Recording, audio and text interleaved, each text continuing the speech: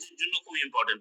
এই কারণে RBI monetary policy যখন ফর্ম করে তখন একটা ইনফ্লেশন রেট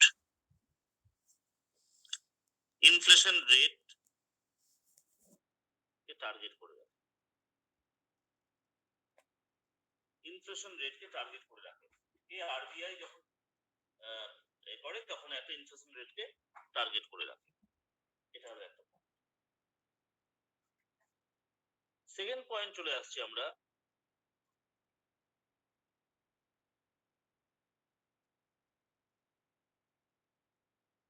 ওয়ার্কিং ইনফ্লেশন।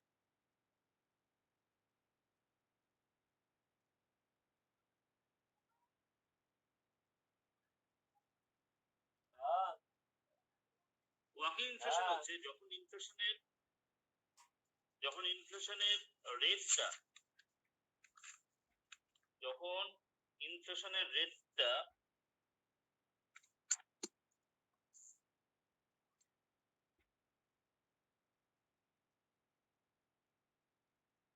ইনফ্লেশনের রেটটা 3 to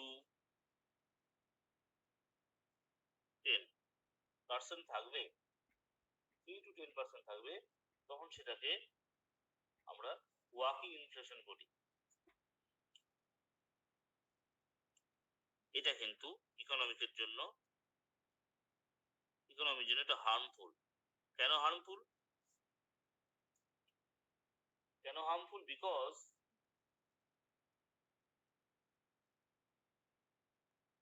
এটা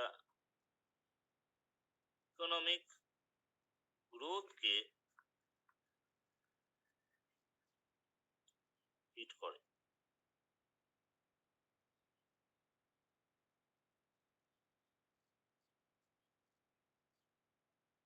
থ্রি টু 10% বেড়ে যাওয়ার জন্য, ইনফ্লেশন রেট বেড়ে যাওয়ার জন্য কি হয়ে যায়, যে পিপল আজকের দিনে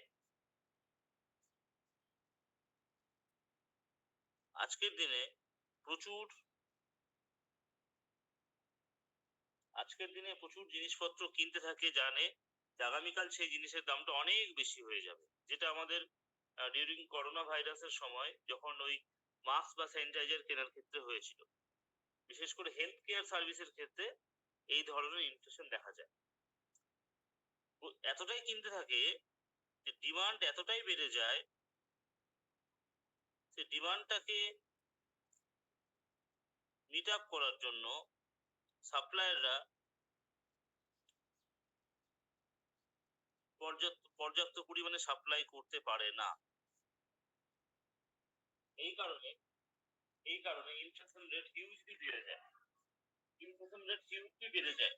এটাকে বলছি আমরা ওয়ার্কিং ইনফ্লেশন। তারপর চলে আসছি আমরা গ্যালোপিং ইনফ্লেশন।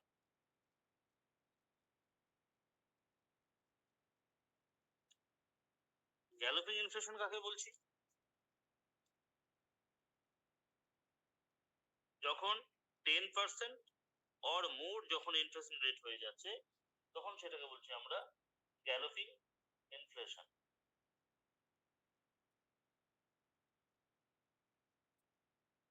ঠিক আছে? যখন 10% বা তার থেকে বেশি হয়ে যাবে, তখন সেটাকে আমরা বলছি গ্যালোপিং ইনফ্লেশন। এবার চলে আসছি আমরা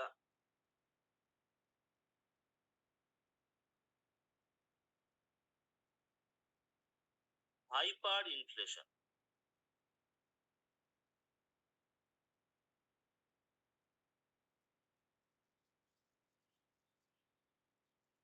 হাইপার ইনফ্লেশন কাকে বলছি?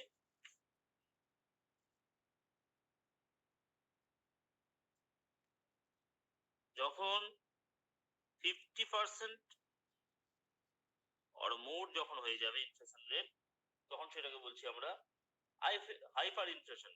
এটা খুবই রেয়ার হয়, বাট এটা সাধারণ ক্ষেত্রে যুদ্ধের সময় হয়।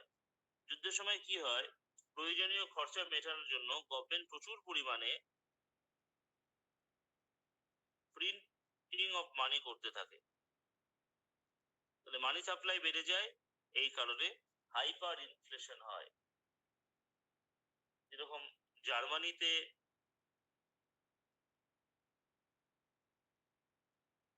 জার্মানিতে 1920 সালে হয়েছিল, জিম্বাবুয়েতে 2000 সালে হয়েছিল, ভেনেজুয়েলাতে 2010 সালে হয়েছিল। কি হয়েছিল? Hyper inflation. অর্থাৎ যখন 50% বা তার বেশি হয়ে যাবে তখন সেটাকে বলছি আমরা হাইপার ইনফ্লেশন।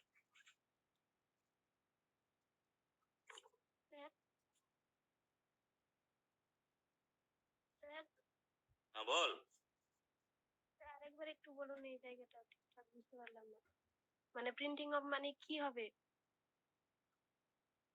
যখন যুদ্ধের সময় আর কি, যখন খরচা প্রচুর বেড়ে যায় গভর্নমেন্টের, ঠিক আছে, হঠাৎ করে যদি কোনো দেশের সাথে যুদ্ধ লেগে যায়, সেক্ষেত্রে যুদ্ধের খরচা মেটানোর জন্য গভর্নমেন্ট কি করে, সেই সময় প্রচুর পরিমাণে টাকা প্রিন্ট করতে থাকে, প্রচুর পরিমাণে, মানে প্রয়োজনের থেকে অনেক বেশি টাকা প্রিন্ট করতে থাকে। যখনই টাকা প্রিন্ট বেশি করবে তখন কি হয়ে যাবে, অ্যাকচুয়ালি মানি সাপ্লাইটা বেড়ে যাবে।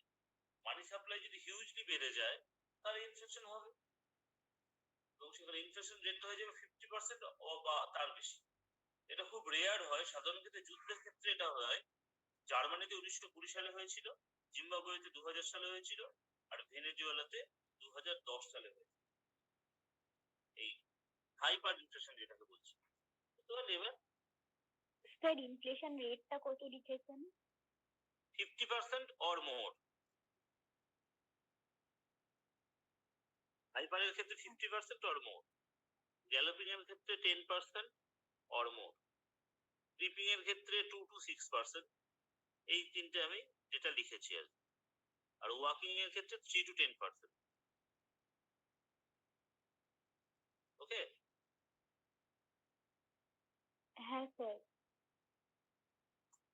নেক্সট পয়েন্ট চলে আসছে আমরা,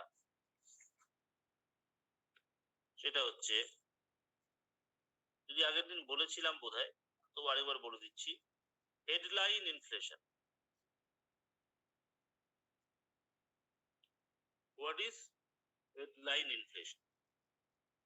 হেডলাইন ইনফ্লেশন হচ্ছে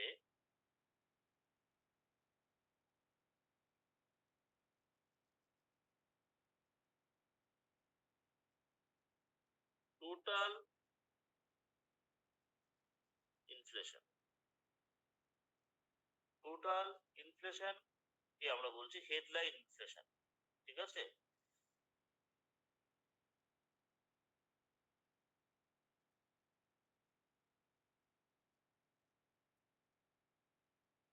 আমরা ইনফ্লেশন পরিমাপ করার দুটো প্যারামিটার আমরা পেয়েছিলাম, ডাব্লিউপিআই যেটা আমরা আগের দিন বলেছিলাম, সিপিআই সেটা আজকে বলবো। ডাব্লিউপিআই এবং সিপিআই থেকে যে ইনফ্লেশনটা আমরা দেখতে পাচ্ছি, that is called headline inflation. তো what about core inflation? Core ইনফ্লেশনটা কিছু নয়, এই হেডলাইন ইনফ্লেশন থেকে যদি আমরা ফুয়েল আর এগ্রিকালচারকে বাদ দিয়ে দিই, ফুয়েল আর এগ্রিকালচারকে যদি বাদ দিয়ে দিই, তাহলে যে ইনফ্লেশনটা পড়ে থাকবে সেটাকে বলবো আমরা কোর ইনফ্লেশন। হেডলাইন ইনফ্লেশন থেকে ফুয়েল আর এগ্রিকালচারকে যদি বাদ দিয়ে দিই, তাহলে যে ইনফ্লেশন পড়ে থাকবে সেটাকে বলবো আমরা core inflation. Why it is core inflation? Because short রানের ক্ষেত্রে ইনফ্লেশন, যেহেতু ডাব্লিউপিআই এর ক্ষেত্রে প্রত্যেক সপ্তাহে পরিমাপ করা হয়, শর্ট রানের ক্ষেত্রে ফুয়েল আর এগ্রিকালচার এই দুটো জিনিসের ভ্যালু মাঝে মধ্যেই চেঞ্জ হয়, বাট ডাব্লিউপিআই এর বাস্কেটের মধ্যে যে 697 খানা আইটেম আছে, বাকিগুলোর কিন্তু ততটা চেঞ্জ হয় না। এই কারণে যখন আমরা কোর ইনফ্লেশন পরিমাপ করি, তখন আমরা সাধারণভাবে ফুয়েল আর এগ্রিকালচারকে বাদ দিয়ে থাকি, বিকজ ফুয়েল এবং এগ্রিকালচারের ভ্যালুটা খুব ফ্লাকচুয়েট করে, অন্যগুলো ততটা ফ্লাকচুয়েট করে না। যদিও যদিও 2012 সালে তৎকালীন আরবিআই গভর্নর রঘুরাম রাজন বলছেন যে কোর ইনফ্লেশন এইভাবে পরিমাপ করা, অর্থাৎ যেখানে ফুয়েল এবং এগ্রিকালচারকে বাদ দিয়ে দেওয়া, এটা সাধারণভাবে ওয়েস্টার্ন কান্ট্রিগুলোর ক্ষেত্রে এটা বেশি অ্যাপ্লিকেবল। আমাদের দেশের ক্ষেত্রে ততটা অ্যাপ্লিকেবল নয়। এই কারণে অ্যাপ্লিকেবল নয় যে আমাদের যে কনজাম্পশন যে বাস্কেটটা আছে, যার মধ্যে 697 খান আইটেম আছে, ওয়েটেজ অনুযায়ী ফুয়েলের ওয়েটেজ হচ্ছে 15%, whereas এগ্রিকালচারের ওয়েটেজ হচ্ছে 50%। যেখানে 15 এবং 65% যখন এই দুটো প্রোডাক্টের ওয়েটেজ, এই দুটোকে যদি আমরা বাদ দিয়ে যে ইনফ্লেশনটা মাপছি আমরা, সেটা কি সত্যি কোর হচ্ছে কি? অ্যাকচুয়াল দুটো জিনিসকে বাদ দিয়ে দিচ্ছি, সেটা কি সত্যি কোর ইনফ্লেশন মাপা হচ্ছে কি? এটা রঘুরাম রাজন 2012 সালে বলেছিলেন। এ নিয়ে তিনি বলেছিলেন, বাট এইভাবে এখনো পরিমাপ করা হয়। This is the parameter that means core inflation, মানে হচ্ছে হেডলাইন ইনফ্লেশন হচ্ছে টোটালটা, সেখান থেকে ফুয়েল এবং এগ্রিকালচার এই দুটো দিককে আমরা বাদ দিয়ে দিই, তাহলে যে জিনিসটা পড়ে রইল, that is called core inflation. এবার আমরা দেখব যে ইনফ্লেশন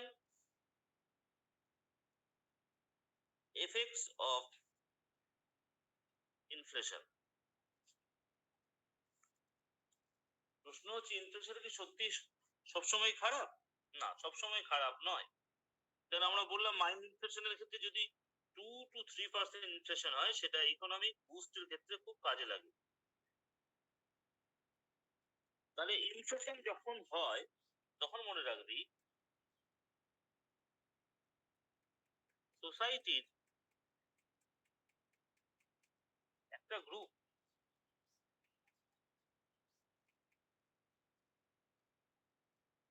এর লস হয়, একটা গ্রুপের লাভ হয়। কেন লস হয়, কেন লাভ হয়? তার মানে তার কারণটা হচ্ছে, যখন ইনফ্লেশন হয়, মোদ্দা কথা money loses its value. Money loses its value. এর ফলে কি হয়? একটা পোর্শনের লাভ হয়, একটা পোর্শনের লস। এবার আমাদের সোসাইটিতে সাধারণভাবে ইনকাম গ্রুপ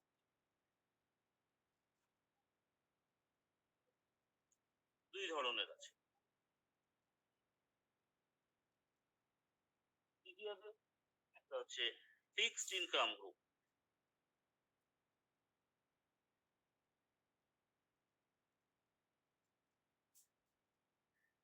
অর্থাৎ স্থির আয়কারী মানুষ। আরেকটা হচ্ছে আমাদের ফ্লেক্সিবল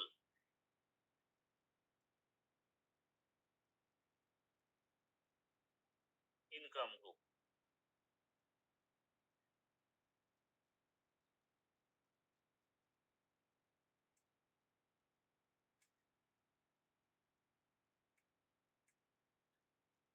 সাধারণভাবে ফিক্সড ইনকাম গ্রুপ ইনফ্লেশনের ফলে সবসময় তাদের ক্ষতি হয়। আর ফ্লেক্সিবল যারা তাদের লসও হতে পারে, আবার গেনও হতে পারে। সেটা ডিপেন্ড করে তারা হাউ দে অ্যাডজাস্ট। বাট যারা ফিক্সড ইনকাম গ্রুপ আছে, তাদের কিন্তু অলওয়েজ লসই হবে। যারা ফিক্সড ইনকাম গ্রুপ আছে, তাদের লস হবে। আর যারা ফ্লেক্সিবল আছে, তাদের লসও হতে পারে, লাভও হতে পারে। লস হবে না লাভ হবে, সেটা ডিপেন্ড করে হাউ দে অ্যাডজাস্টেড তার উপর ডিপেন্ড করে লস হবে না গেন হবে। এখান থেকে প্রথম যে কোশ্চেনটা আসে, সেটা হচ্ছে বেটার and creditors.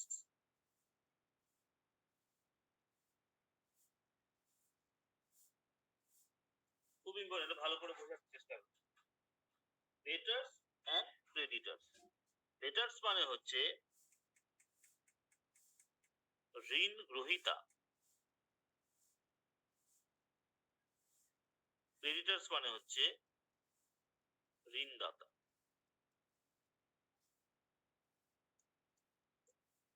সবসময় মনে রাখবি, যখন মূল্যবৃদ্ধি হয়, তখন ডেটার্স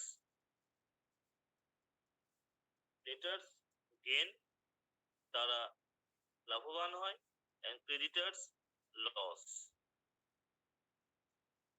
ক্ষতিগ্রস্ত।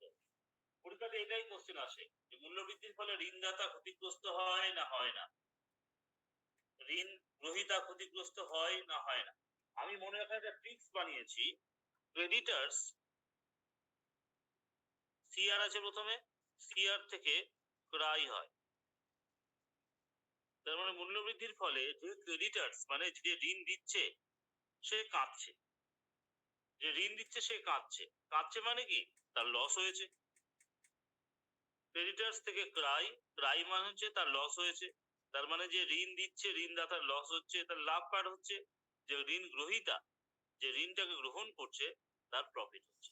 দিস ইজ সহজভাবে এইভাবে আমরা বলতে পারি। তাহলে ঋণদাতার লস হচ্ছে আর ঋণ গ্রহীতার লাভ হচ্ছে। কি করে হচ্ছে সেটা বোঝার চেষ্টা কর। ধর ঋণদাতা, ধর এ 100 টাকা বি কে দিল, ঠিক আছে? এটা ধর 2010 সাল। 2020 সালে ধর ইনফ্লেশনের জন্য এই 100 টাকার আগে যে ভ্যালু ছিল, এখন 100 টাকার ভ্যালুটা হয়ে গেছে ধর 150 টাকা। তাহলে মানি লসেস ইটস ভ্যালু। আগে 100 টাকা যে কাজটা করতো, এখন সেই কাজটা করতে 150 টাকা খরচা হচ্ছে। তাহলে বি যখন এ কে টাকা ফিরিয়ে দেবে, বি কিন্তু 100 টাকাই ফিরিয়ে দেবে, 150 টাকা ফিরিয়ে দেবে না। তার মানে দেখ, বি নিয়েছিল 100 টাকা, বাট মানি ভ্যালু এখন হয়ে গেছে 150 টাকা, আর বি কে দিতে হচ্ছে সেই 100 টাকাই দিতে হচ্ছে। তাহলে বি হচ্ছে লাভবান হলো। আর এ দিয়েছিল 100 টাকা, তার কাছে যদি 100 টাকাটা থাকতো সেটা 150 টাকা হয়ে যেত, বা সে পাচ্ছে 100 টাকা। তাহলে দেখতে পেলাম ক্রেডিটার লস হলো আর ডেটার লাভবান হলো। স্যার এই ঠিক জায়গাটা আছে? আরেকবার বলবেন। ধর এ 100 টাকা দিল বি কে 2010 সালে, এ 100 টাকা দিল বি কে, তাহলে বি এ কে কত টাকা ফেরত দেবে? 100 টাকায় ফেরত দেবে। এটা বুঝতে পারলি তো বাবু? হ্যাঁ স্যার। আচ্ছা, মানে 100 টাকাটা হচ্ছে রিয়েল ভ্যালু, সেই টাকাটাই ফেরত দেবে। কিন্তু ধর আজ থেকে 10 বছর আগে, ধর কোনো একটা প্রোডাক্টের দাম ছিল 100 টাকা। আজকে ডেটে সেটার দাম 100 টাকা নয়, আজকে ডেটে সেটার দাম তো বেড়েছে। আজকে ডেটে ধর সেটার দাম 150 টাকা হয়েছে। 150 টাকা হওয়া মানে কি, মানি লসেস ইটস ভ্যালু। অর্থাৎ আগে 100 টাকা দিয়ে যে কাজটা আমরা করতে পারতাম, এখন সেই কাজটা করার জন্য 150 টাকা লাগছে। তাহলে এর কাছে যদি 100 টাকাটা থাকতো, এ যদি বি কে 100 টাকাটা না দিত, তাহলে সেই টাকাটা তার কাছে 150 টাকা হয়েই থাকতো। বাট বি কিন্তু কখনোই 100 টাকাটার ভ্যালু এখন 150 টাকা যে হয়ে গেছে, বি কে কিন্তু 150 টাকা ফেরত দিতে হচ্ছে কি একে? না, একে 100 টাকাই ফেরত দিতে হচ্ছে।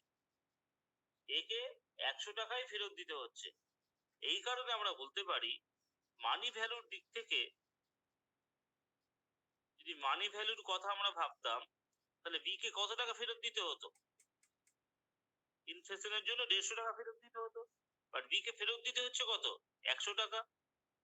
এই কারণে আমরা বলতে পারি বি এর লাভ হচ্ছে, 150 টাকার জায়গায় 100 টাকা ফেরত দিতে হচ্ছে, আর এর লস হচ্ছে, পাওয়ার কথা ছিল 150 টাকা, পাচ্ছে সে 100 টাকা। এইভাবে আমরা বলতে পারি ইনফ্লেশনের ফলে ডেটার ক্ষতি হচ্ছে আর ডেটারের লাভ হচ্ছে, আর ক্রেডিটারের অর্থাৎ যে ঋণ দিচ্ছেন তার ক্ষতি হচ্ছে, এবং যিনি ঋণ গ্রহণ করছেন তার লাভ হচ্ছে। যদিও এ 100 টাকা দিয়েছিল 100 টাকাই পাচ্ছে, বাট 100 টাকার ভ্যালু তো এখন 150 টাকা হয়ে গেছে না। 100 টাকার ভ্যালু অর্থাৎ রিয়েল ভ্যালুটা 100 টাকাটা 150 টাকা হয়েছে, বাট সে পাচ্ছে সে 100 টাকাই পাচ্ছে, কম টাকাই পাচ্ছে। এই কারণে আমরা বলতে পারি ইনফ্লেশনের ফলে ডেটারের লাভ হচ্ছে আর ক্রেডিটারের ক্ষতি হচ্ছে। নেক্সট পয়েন্ট, স্যালারিড পার্সন যারা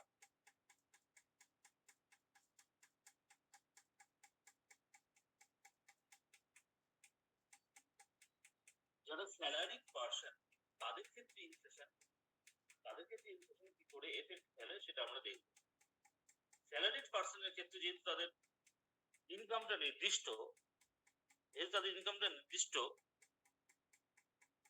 ইনফ্লেশন যে রেটে বাড়ে স্যালারি বৃদ্ধিটা কিন্তু সেই রেটে হয় না। এই কারণে ইনফ্লেশনের ফলে স্যালারিড পার্সনরা ভীষণভাবে এফেক্টেড হয়।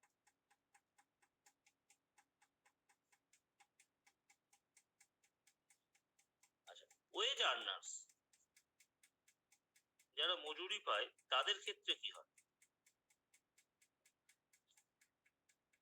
মে গেন or loss. Why? যদি তাদের ওয়েজ আর্নার্স বা শ্রমিকদের ইউনিয়ন যদি স্ট্রং থাকে তাহলে তারা দর কষাকষি করে ইনফ্লেশন ধর রেট হচ্ছে এইটা, তারা তাদের ইনকামটাকে বাড়িয়ে নিয়ে চলে গেল, তাহলে গেন করলো। যদি না বাড়াতে পারে তাহলে লস করলো, অর্থাৎ তারা গেনও করতে পারে আবার লসও করতে পারে। নেক্সট পয়েন্ট যেটা বলবি সেটা খুব ইম্পর্টেন্ট, একটু মন দিয়ে শুনবি। সেটা হচ্ছে investment and employment. Investment and এমপ্লয়মেন্টের উপর কি করে প্রভাবটা ফেলে?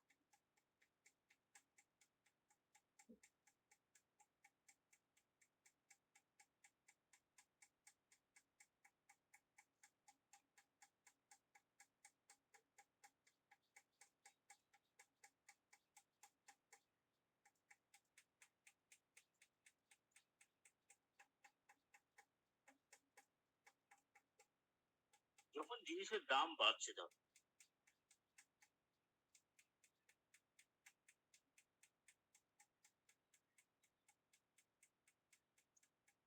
জিনিসের দাম যদি বাড়ে, ভালো করে মন দিয়ে শোন, তাহলে কোম্পানি দেখবে, ধর এই পেনটার দাম যদি হঠাৎ করে বাড়তে থাকে, তাহলে কোম্পানি, এই পেনের যে কোম্পানি সে দেখবে যে এই জিনিসের দামটা বাড়তে থাকছে, তাহলে এটা যদি বেশি করে প্রোডাকশন করি তাহলে প্রফিট বেশি হবে, তাহলে প্রফিট সবাই চায়। প্রফিট যখন বেশি হবে তখন প্রাইস ইনক্রিজ করলে কি হয়ে যাবে? প্রোডাকশন ইনক্রিজ করবে, ঠিক আছে? প্রোডাকশন ইনক্রিজ করলে কি হবে? Profit will increase,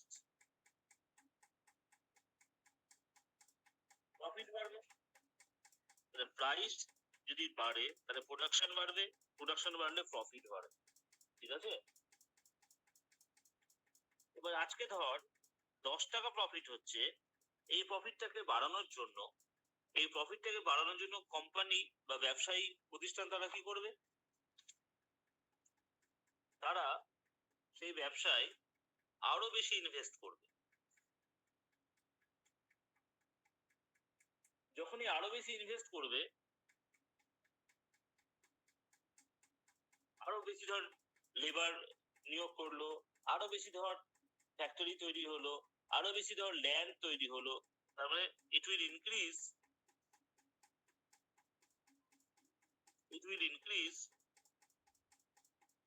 employment it will increase employment, it will increase production, it will increase income. Employment, production, income. Employment, production, income. তিনটে জিনিস কিন্তু বেড়ে গেল। Number 1 is employment, number 2 is production, number 3 is income. তিনটে জিনিস বেড়ে গেল। ঠিক আছে? তার মানে আমরা দেখতে পেলাম ইনফ্লেশন হওয়ার দরুন এমপ্লয়মেন্ট বেড়ে গেল, প্রোডাকশন বেড়ে গেল, ইনকাম বেড়ে গেল। বাট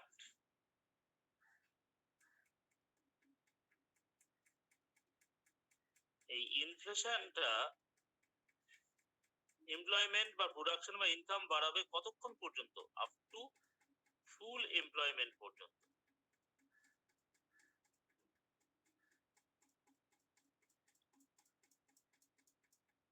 মানে ধর এই হচ্ছে একটা শূন্য কাঁচের গেলাস, ঠিক আছে? জল ভরছিস,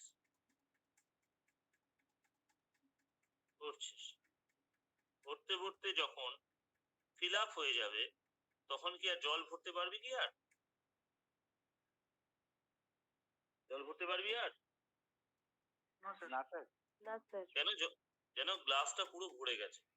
ঠিক একই ভাবে তোর যে যে প্যারামিটার গুলো ছিল, ল্যান্ড আছে বা লেবার আছে, অর্থাৎ রিসোর্স যেগুলো যেগুলো আছে আমার হাতে, রিসোর্স যেগুলো যেগুলো আছে, ইনফ্লেশনের দরুন প্রোডাকশন করতে গিয়ে আমি রিসোর্স গুলো 100% ইউটিলাইজেশন করে ফেলেছি। অর্থাৎ যতজনকে এমপ্লয়মেন্ট দেওয়ার কথা ছিল দিয়ে ফেলেছি, যতটা প্রোডাকশন, যতটা ল্যান্ড নেওয়ার কথা ছিল নিয়ে ফেলেছি, যতগুলো রিসোর্স নেওয়ার কথা ছিল নিয়ে ফেলেছি। এর বেশি নিতে পারবো কি? পারবো না। অর্থাৎ যখন ফুল এমপ্লয়মেন্ট হয়ে যাবে তারপরেও যদি ইনফ্লেশন বাড়তে থাকে, সেক্ষেত্রে that will affect on employment.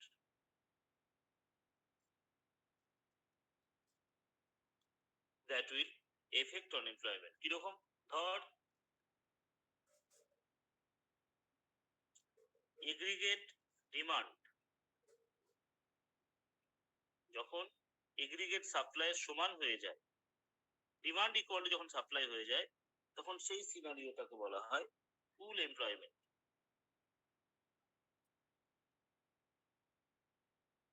সাপ্লাইয়ের থেকে যখন ডিমান্ড আরো বেড়ে যাবে, সাপ্লাইয়ের থেকে ডিমান্ড যখন আরো বেড়ে যাবে, তখন কি হবে?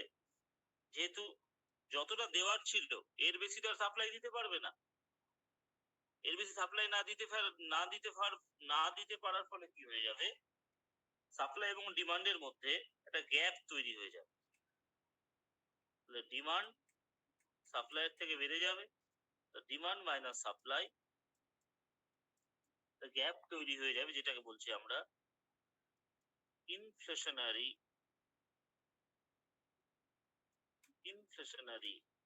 Gap.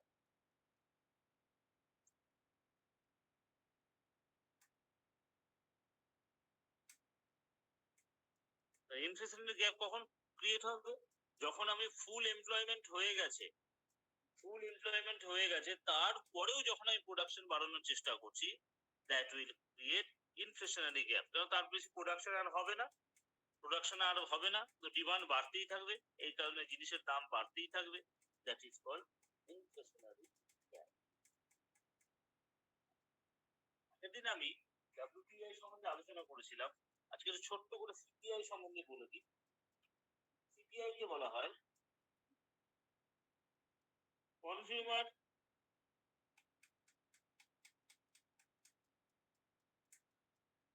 Consumer production price index.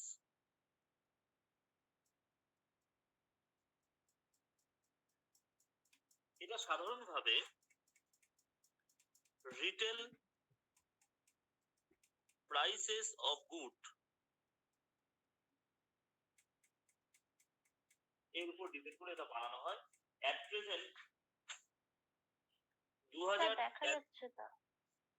Sir খাতাটা একটু ঠিক করেন। ঠিক আছে এবার হুম। 2011 সালের জানুয়ারি মাস পর্যন্ত 4টে সিপিআই ছিল। Number 1 CPI IW. CPI IW মানে ইন্ডাস্ট্রিয়াল ওয়ার্কার। মনে রাখবি গভর্নমেন্ট যে ডিয়ারনেস অ্যানাউন্স বা ডিএ ঘোষণা করে সেটা সিপিআই আইডব্লিউর উপর বেস করে। CPI AL agricultural labour, CPI RL rural labour, CPI UNME, এই 4টে জিনিস ছিল। বাট 2014 সালে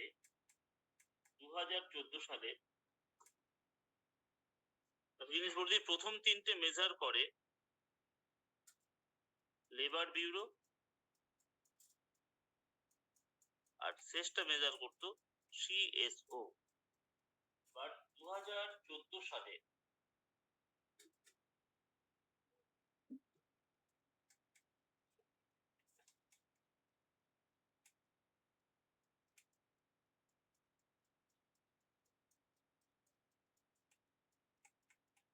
একটা জিনিস বলছি 2011 পর থেকে এই 4টে প্যারামিটারের পরিবর্তে আমরা 3টে প্যারামিটার নিলাম। একটা হচ্ছে CPI urban, CPI rural, CPI combine. CPI combine, ঠিক আছে। 2014 পর থেকে বিশেষ করে 2015 ফেব্রুয়ারি 2015 থেকে আরবিআই সিপিআই কম্বাইন বা সিপিআই সিকেই ইনফ্লেশন মাপার অন্যতম গুরুত্বপূর্ণ প্যারামিটার হিসেবে ধার্য করেছে। এই হলো সিপিআই এর গল্প। এবার ইনফ্লেশন কি করে কন্ট্রোল করা যাবে? How to control inflation. Inflation কি করে কন্ট্রোল করা যাবে? এটার জন্য মানি এবং ব্যাংকিংটা ভালো করে করতে হবে, তবু আমরা বলে দিচ্ছি। তো তিন ভাবে এটা কন্ট্রোল করা যায়। একটা হচ্ছে মানিটারি মেজার, একটা হচ্ছে ফিসকাল মেজার, একটা হচ্ছে প্রাইস কন্ট্রোল। প্রথম যেটা আছে মানিটারি মেজার। মানিটারি মেজারের ক্ষেত্রে আরবিআই এর গুরুত্বপূর্ণ ভূমিকা আছে। এই ভূমিকাটাকে বলা হয় কোয়ান্টিটেটিভ আস্তে কি sir price control. Price control. আচ্ছা ওটাই কি অ্যাডমিনিস্ট্রেটিভ মেজার? ইয়েস, বল তো বললাম। স্যার এই প্রাইস কন্ট্রোল যেটা ওটাই কি অ্যাডমিনিস্ট্রেটিভ মেজার? ওটাই administrative measure.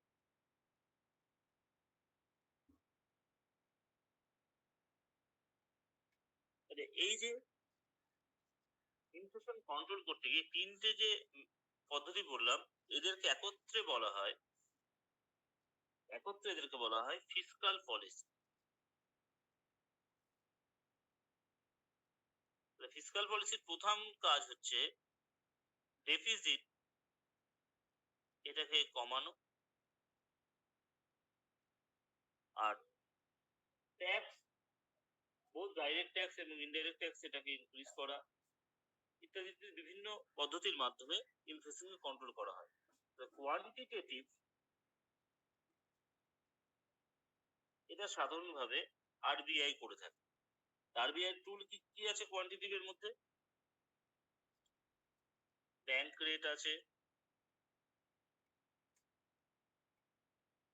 Open market operation আছে, সিআরআর আছে, এসএলআর আছে, রেপো, রিভার্স রেপো আছে,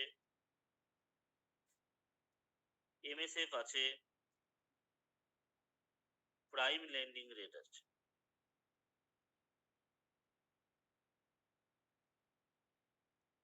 প্রাইম লেন্ডিং রেট আছে। ওকে,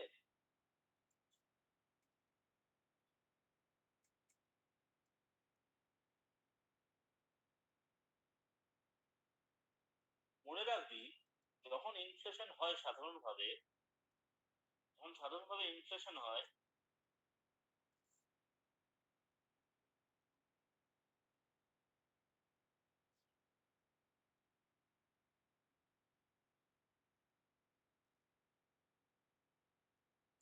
স্যার, বল, প্রাইম লেন্ডিং রেট তো আরবিআই নির্ধারণ করে না।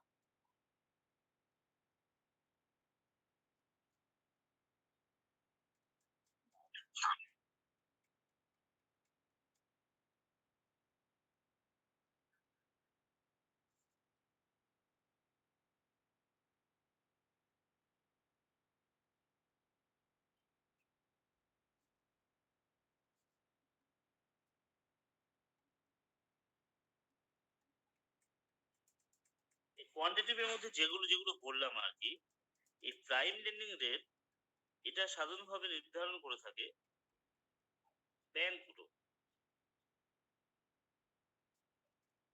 আরবিআই এটা কন্ট্রোল করে না।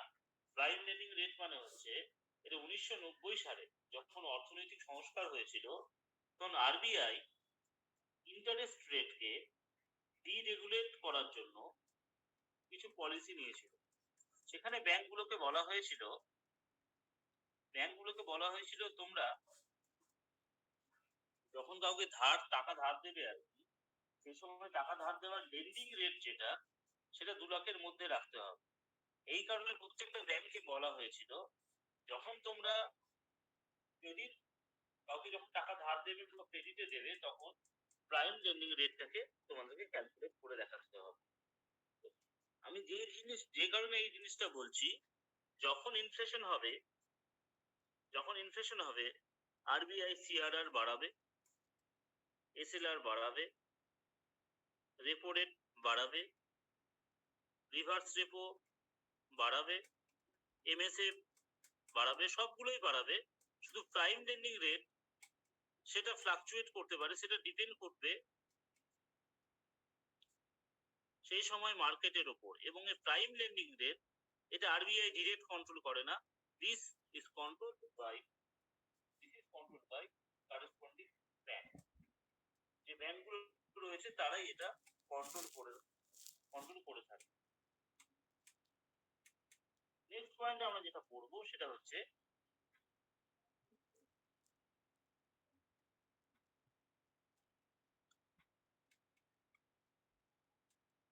Base effect.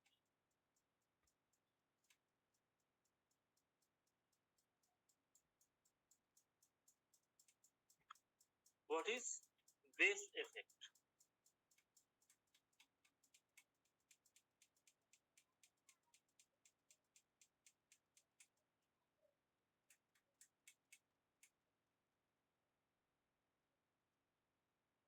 বেস এফেক্ট মানে হচ্ছে জাস্ট কম্পেয়ার করা আগের বছরের তুলনায় এই বছর ইনফ্লেশনটা কতটা বাড়লো বা কমলো, এই ঘটনাটাকে তুলনা করাটাকে আমরা সাধারণভাবে বেস এফেক্ট বলতে পারি। ধর কোনো জিনিসের দাম ছিল 100 টাকা, সেটা 150 টাকা হলো, পরে আবার 200 টাকা হলো। প্রথমে ছিল 100 টাকা, তারপর হলো 150 টাকা, পরে হলো 200 টাকা। প্রথমে কত পার্সেন্ট বাড়লো? 50% বাড়লো, ঠিক আছে। বাট পরে 33.33% বাড়লো। তাহলে দেখ 100 থেকে 150 50% বাড়লো, তারপর 33.33% বাড়লো, অর্থাৎ 100 টাকার তুলনায় কত বাড়ছে, এই যে কম্পারিজনটা, that is called simply base effect. এর একটা ফর্মুলা আছে, সেই ফর্মুলা যদিও তোদের লাগবে না, it is not necessary, but base এফেক্টটা শুধু একটু করে দিতে হবে।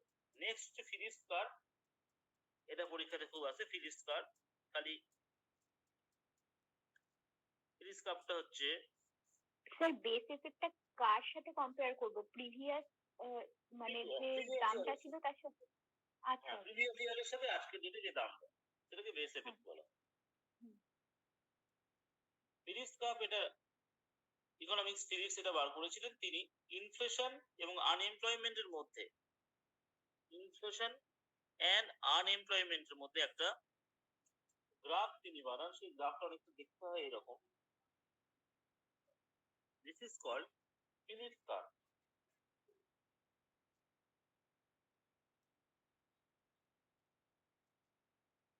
This is called Phillips curve. এই থিওরি বলা হচ্ছে, এই থিওরিতে বলা হচ্ছে with economic growth comes inflation, which in turn should lead to more jobs and less unemployment. তার মানে বলা হচ্ছে যখন ইনফ্লেশন হবে, তখন আরো বেশি করে এমপ্লয়মেন্ট জেনারেশন হওয়া উচিত। এই কারণে গ্রাফটা এক্সপোনেনশিয়াল হয়।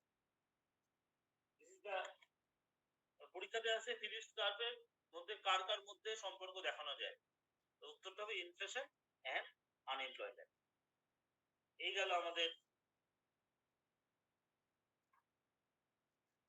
ধর আমি যদি গ্রাফটা আরেকটু ভালো করে ছক করে আঁকি, ধর এটা 0, এটা 2%, এটা 3%, এটা 4%, এটা 0, এটা ধর 3%, এটা ধর 4%, 5%, 6%।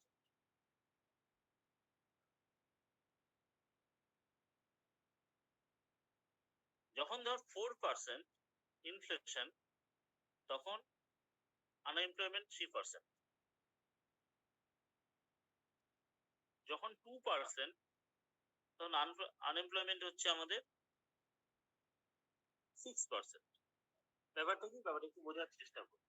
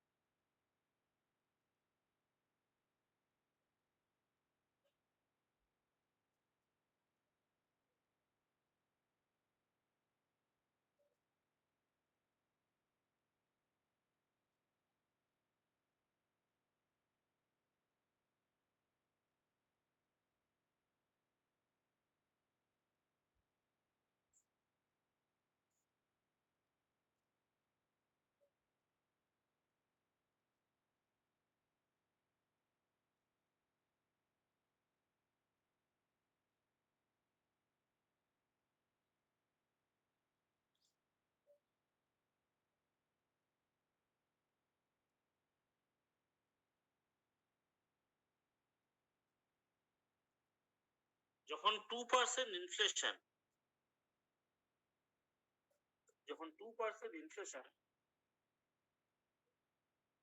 তখন দেখতে পাচ্ছি আনএমপ্লয়মেন্ট হচ্ছে 6%।